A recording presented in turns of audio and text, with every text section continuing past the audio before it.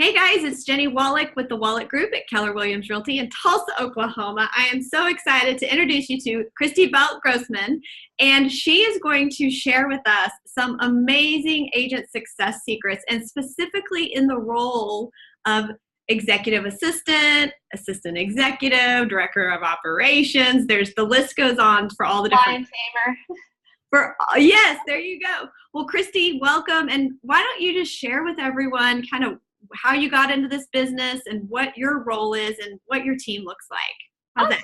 Thanks so much for having me. Super excited. You do such great work here. Oh, so I'm with the Belt team. I'm in Northern Virginia, right outside of Washington, D.C. And I've been doing this, I hate to tell you how long, 22 years. And I love it. So how I got into the business was I ran 7 offices. I was kind of doing expansion in the mortgage business before expansion was cool and sexy the way it is now in real estate. Yeah. So I ran 7 offices for Chase Manhattan Mortgage. And I was a workaholic, and I decided I needed a life. And I came to my brother and my mom. We are a family team, like so many at KW, and said, you guys need an assistant. And we tried it for a year, and it worked out, and that was 22 years ago. So now we have a team of 10. Wow, that's awesome. Well, okay, let's talk numbers. What's your production look like last year? What are your goals for this year? Okay, so last year was a down year for us. We did about 60 million, and we'll do about 80 million this year. Okay. How many units does that translate to? We are in a high price point area. Our average price is about 700,000. So we're a high dollar, low unit team. Nice. There's pros and cons to that. I know it goes. I totally agree. It goes both ways. I think we have the highest population of high Ds right outside Washington D.C. in the whole country. So. Oh, that sounds fun. It is fun. Lots of entrepreneurs and high-powered people. We get to show property with the security people in detail behind us. Yeah. Well, okay, let's just go right into the meat. We asked some people some questions in advance. We got some feedback on things, and you honestly have really had a lot of experience very recently sharing with Gary Keller on the stage at Mega Agent Live. Thank you for doing that. So much fun. Yeah, what an honor. The thing that you guys talked about that I know everyone is always probably asking you is, how do you get your administrative team, your success team, how do you get them on board with generating referrals, asking for referrals, or even buying into the brand and sharing that with everyone they know? You know, for me, in terms of referrals, I've generated the last couple years between 100 and 150,000 in GCI and referrals personally. To the team. And that's because I believe my team is truly the best team in the world, the best team that, especially in our area, there is no other team I would want my friends and family to use. I'm proud of that. And so, of course, I talk about it. I approach it a little different way maybe than a mega would. I'm really more, on the admin side. So for an admin, you want people to be cared for. You care about your friends. And so it just comes from a place of contribution. And then it's just being top of mind. I drive a red, white, and blue Beetle Bug with the Belt team all over it, so everybody kind of knows what I do when I drive up to the soccer game or the baseball game, and it's just a natural conversation. But I think beyond that, they can take it to the next level, and that's actually what I talked to Gary about, which was the 3X rule. So I believe that an admin should be able to generate 3 times their income in GCI to the team through the use of systems. So they're not lead generating. They're not out there like prospecting or whatever. Right, because that would freak them out. Totally. That would freak me out. That is not my style. Believe it or not, I'm an introvert. So yeah, that's not my style at all. But we have a lot of opportunity to set up systems that can generate income for our team. So we're just doing what we do anyway, but we're doing it with a much more purposeful outcome. I love systems. So tell me the top 3 systems that our admin could set up that produce a 3 times rule with our business. Okay, so number 1 is super easy. Everybody does it, but everybody doesn't do it purposefully. And that would be making sure you have a system to get Zillow reviews. So for example, if you close, let me just think. We have, I think, 178 Zillow reviews. We have one of the top Zillow reviews numbers in our area. And so when people refer business, they're often referred to more than one realtor, right? Because it's like, oh, my boss said I should use this person, and my friends should do that person. And the first thing you do is Google them. And if you Google them and you see 178 reviews and you read them, they're going to come in. Most teams have Zillow reviews, but they've got a few here and a few there, but not a whole lot. So that's one super easy idea. Okay. Client events, super easy. The goal on our team is that our agents make the phone calls before and after, and they show up, and the admin does everything else, but it's very systematized, easily repeatable, and easy to track the return from it. Okay. So that would probably be number 2. Okay.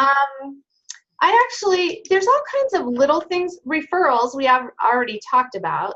Yeah. Last year, I went into all of our websites to look at our tracking. I'm really big on tracking numbers and tracking return on investment. And we had a website with great SEO, but it wasn't capturing leads. So I went in and tweaked it. I changed all the lead capture to go to a different website, Boomtown website, that was a great capturing. And all of a sudden, our income went up, and I think we generated $129,000 in GCI that we had never generated before. Wow, that's awesome. Yeah. That's amazing. So I love all of these tips, and I'm just going to ask a question that be a little honest here. Of course, you think it's the best team in the world because it's your family. Huh. What? Well, there's 10 of us. Okay. Well, and actually, 3 of them, the family's not really in production. So okay. when I'm referring to other people on the team. Well, and I'm kind of teasing on that, but I think some agents may think, well, of course that's easy for Great question. So what advice would you give for those agents the administrative rockstar team that just isn't feeling that piece yet, like that connection? Make your team the best team in the area so that you're proud to work for them. What can you do to make your team be that team? I love that. That is a great answer. Thank you. Yeah. Well, you have to have buy-in. You absolutely do. As a leader, I would be asking my admin people that, are you confident in referring to our team? And if you're not, why not? That's a great opportunity as a leader to really dig in and make your team better. Because if your admin isn't confident in you, your clients probably aren't as confident as you think either. Right. Okay, so let's just go to the very beginning then. We talked a minute before we got on about just the career visioning process and it being a process, not an event.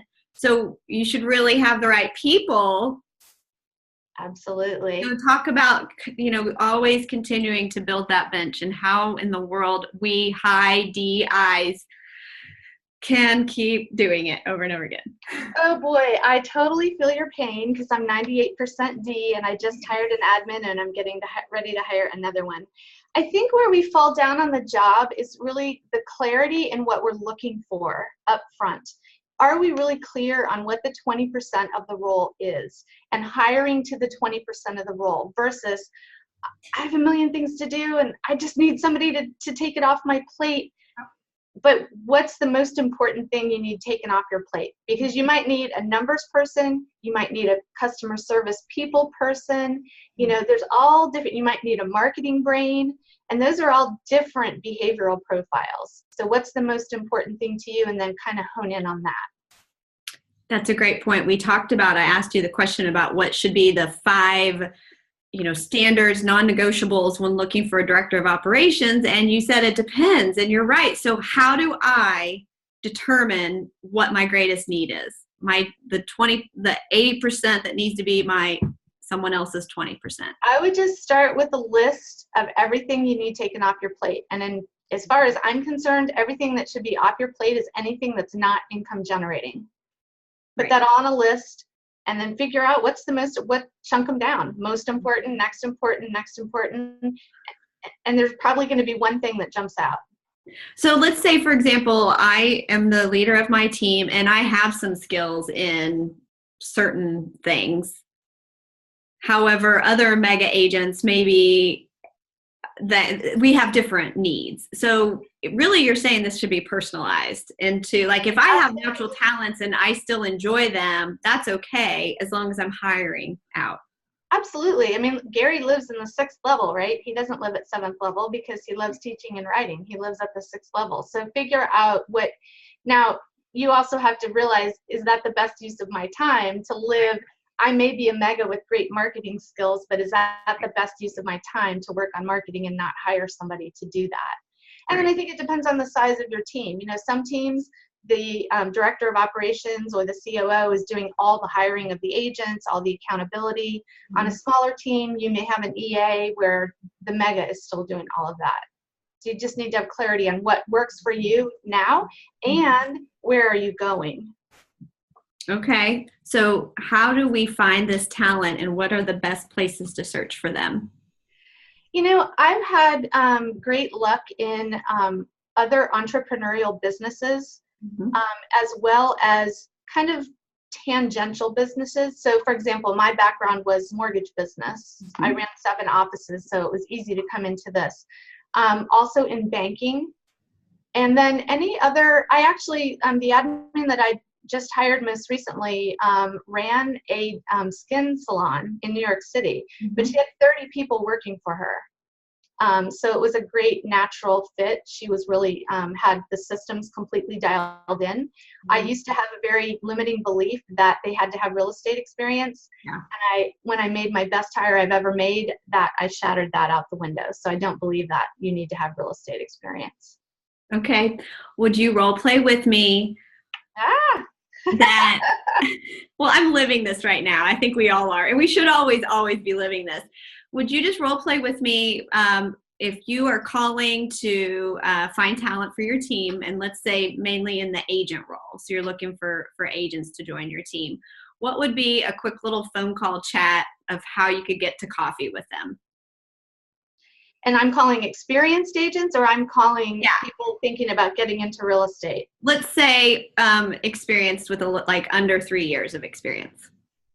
Of agents, okay. So this will be totally off the top of my head because typically we're hiring people without real estate experience. Okay. So do I know them?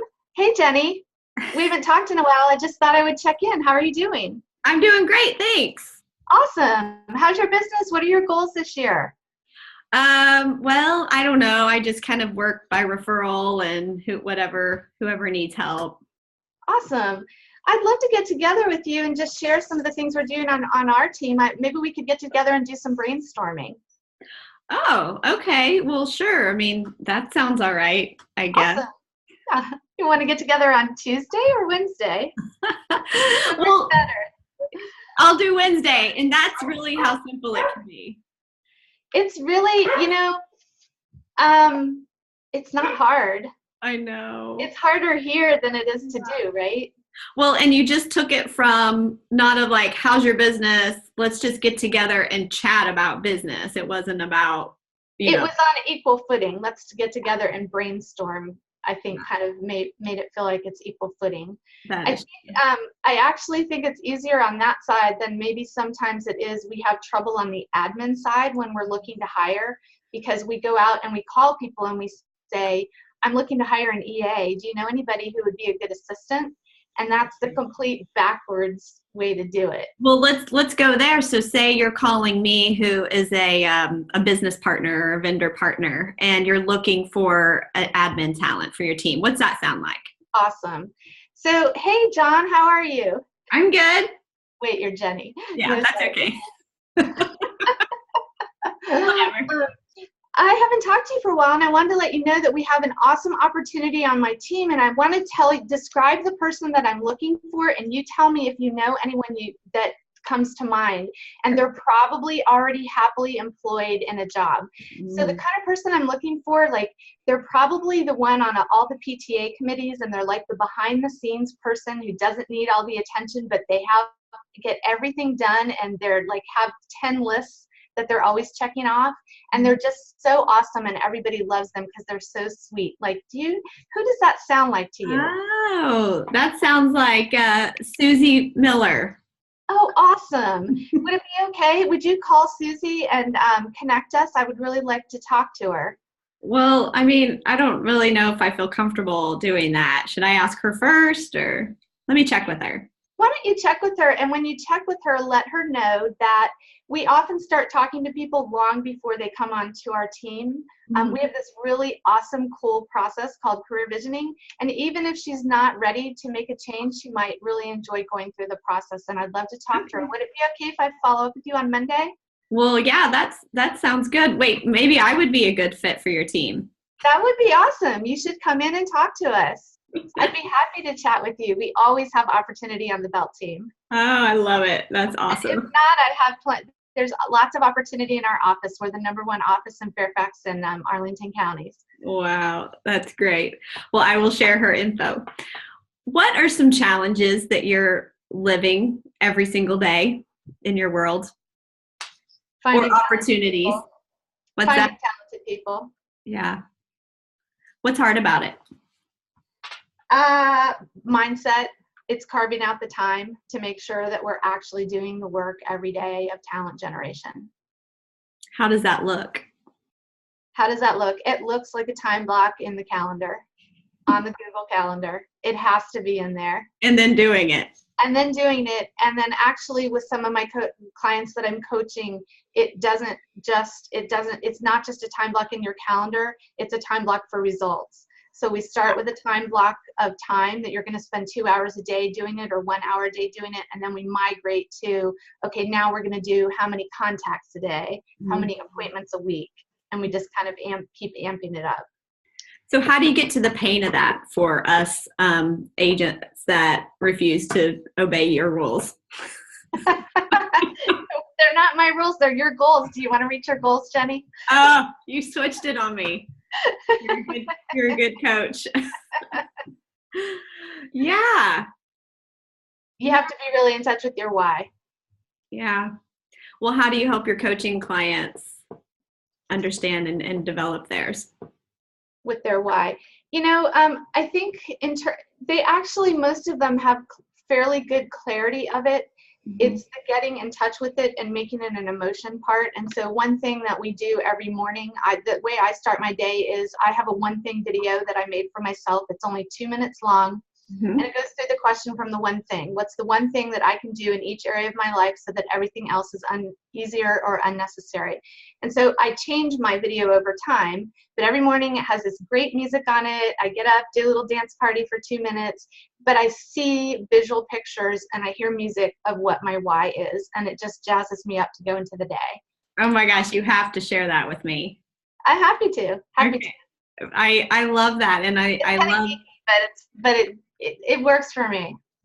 Well, and you even kind of got me. One of my questions I was going to ask you is kind of a day in the life of a team member. So let's just even start at the beginning of the day. So you wake up and do your dance. So I wake up, I have my scripture and prayer time. I check my email before I get out of bed, which is probably a bad habit, but it works for me because I eliminate having to do that during my lead gen time. And then I come in, I do my my most important 20% of that day. So that's either talent generation or it's some of the systems things that we were talking about that generate income. Then I carve out time for my agents right after that. And then I do meetings and accountability conferences during the middle of the day. And then the last part of the day is my 80%. So let's back up because I know you were going down your day and you could visualize your calendar. What time are those all starting at? So I'm an empty nester, so I don't get up at 4 o'clock in the morning. So you were just prepping me for the but. No, and yeah. No, seriously, the beauty of my job is that I can construct my schedule for what works for me and my family. So my husband coaches baseball. So we often don't eat dinner till 9 or 10 o'clock at night. So I have a little bit of a shifted schedule. Yeah. So I'm up at like 7. I'm not into my desk until 8:30. So that's kind of my time in the morning to get ready, to be really focused. As soon as I sit down at 8:30, that's when I watch my one thing video. And I also look at my 411. So I look at my 411 twice a day, once in the morning and once at the very end of the day, which for me is usually not till 7 or 8 o'clock because he's doing his thing and I'm doing my thing. What are the agents on your team doing while you're doing this?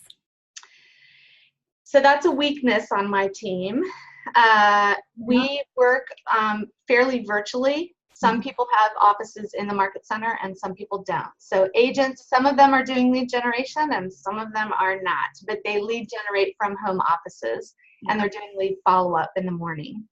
And I think we hear about these super amazing teams, of course, that are super structured on that. Everyone's in the office at 7:45. Everyone's calling for sale by owners expired. Then you're doing your script practice, whatever the perfect world looks like. And then I feel really guilty and bad because that doesn't show up. And then there's real. So all of our teams, I think, have weak spots and strong spots. Yeah. And I do believe that everyone being in the office and doing lead generation together is the best way to go. And the most successful teams are doing that 100%.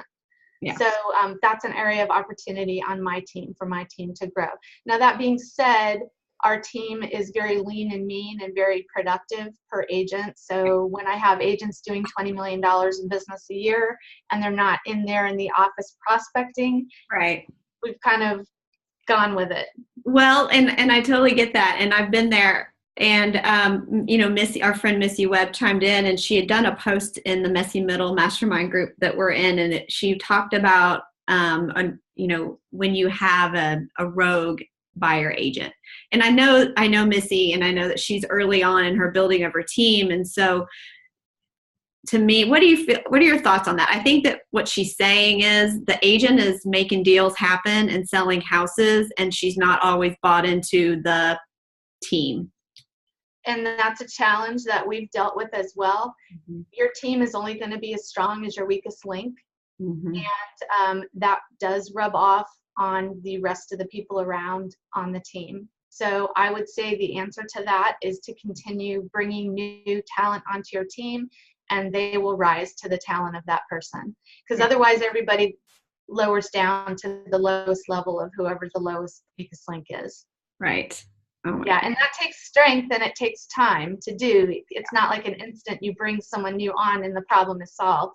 Right. But by continuing to bring new talent on, the whole level is raised. Yeah, I agree with that. I think that if you're on a baseball team and you get that like ringer that comes to play for your softball team or whatever, and they like smack it out of the park and everybody else is like, oh, I got to step up my game. That's what you need to do. Well, yeah, and what ends up happening is those agents, if they're acting that way and behaving that way, are they fully bought in? And then how are they representing you out in the world? And absolutely, yeah, like you said, they either step up or step out, and either is okay.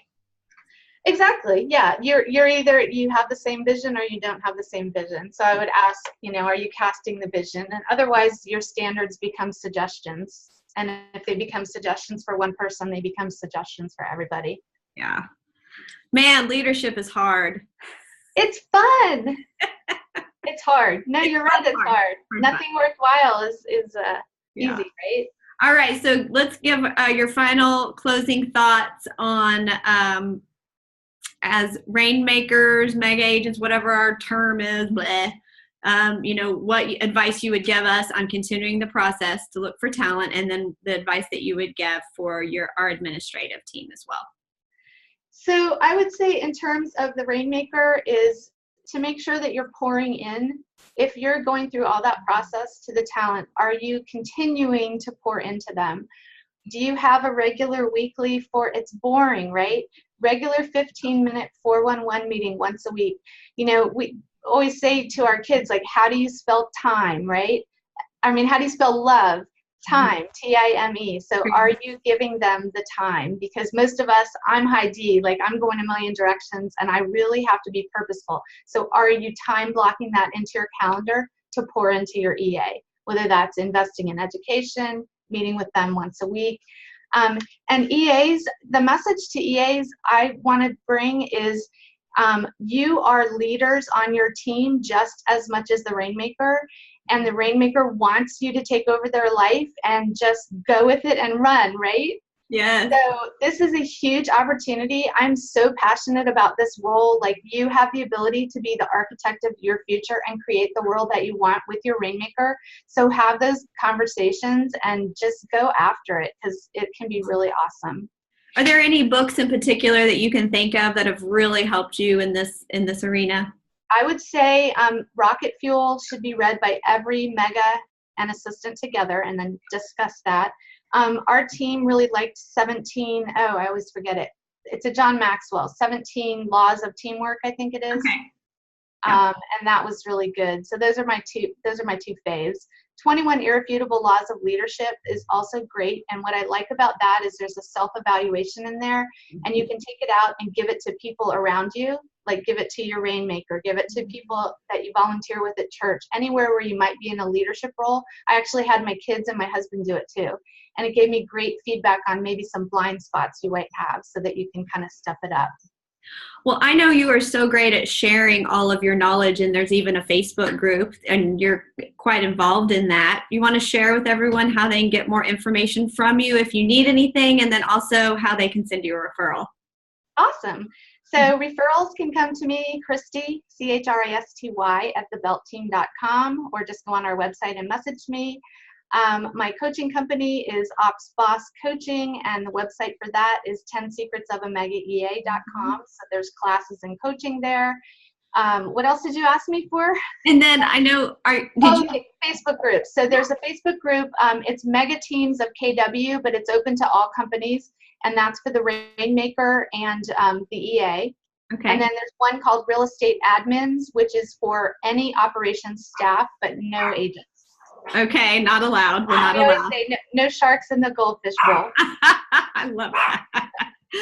Well, I am so excited we got to chat, and I look forward to seeing you really soon. I appreciate you. Thank you so much, Jenny. It was great to chat with you too. Thank you. If you guys need anything from me, my number is 918-706-9845. Have a great day. Bye.